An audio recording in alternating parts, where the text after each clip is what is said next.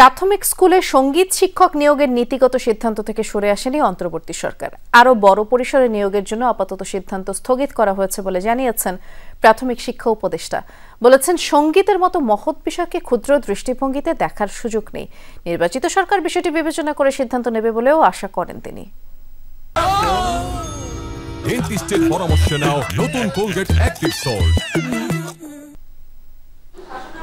প্রাথমিক বিদ্যালয়ে সঙ্গীত শিক্ষক নিয়োগের সিদ্ধান্ত নিয়েছিল অন্তর্বর্তী সরকার, কিন্তু হেফাজতে ইসলাম সহ কয়েকটি ইসলামী দল এর বিরোধিতা করে। এতে সিদ্ধান্ত স্থগিত করে মন্ত্রণালয়।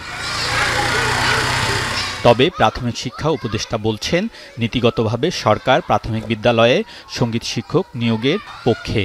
আরও বড় পরিসরে নিয়োগের জন্যই এক্ষেত্রে সিদ্ধান্ত স্থগিত হয়েছে। তিনি বলেন, সঙ্গীত শিক্ষার বড় মাধ্যম, একে শুধু গান হিসেবে দেখলে হবে না।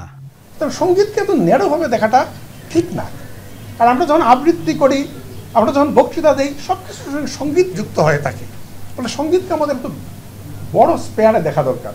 ফলে আমাদের শিশুরা সঙ্গীত চর্চা করলে সবাই সঙ্গীতের শিল্পী হয়ে যাবে, এটা মোটেই এক্সপেক্টেড না। আমরা আরো বৃহৎ পরিসরে এটা চালু করতে চাই, এত ক্ষুদ্র পরিসরে না। এর মানে হচ্ছে এই যে সরকার নীতিগতভাবে এটাকে সমর্থন করছে। প্রাথমিক শিক্ষা উপদেষ্টা আশা করেন, সঙ্গীত শিক্ষক নিয়োগের বিষয়টি পরবর্তী নির্বাচিত সরকার বিবেচনা করবে।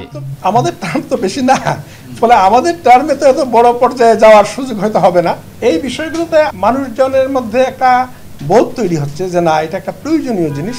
ফলে নিঃসন্দেহে পরবর্তী গভর্নমেন্ট যারা আসবেন তারা বিষয়টা বোধ করবেন, তাগিদ বোধ করবেন। প্রাথমিক শিক্ষার মান উন্নয়নের জন্য নতুন diploma in primary DPEd programme চালু নিয়ে ব্রিফিংয়ে উপদেষ্টা এ বিষয়ে কথা বলেন। এ সময় তিনি বলেন, প্রাথমিক শিক্ষকদের আন্দোলনে একজন শিক্ষকের মৃত্যু সাউন্ড গ্রেনেডের জন্য নয়, এর কারণ ক্রনিক রোগ।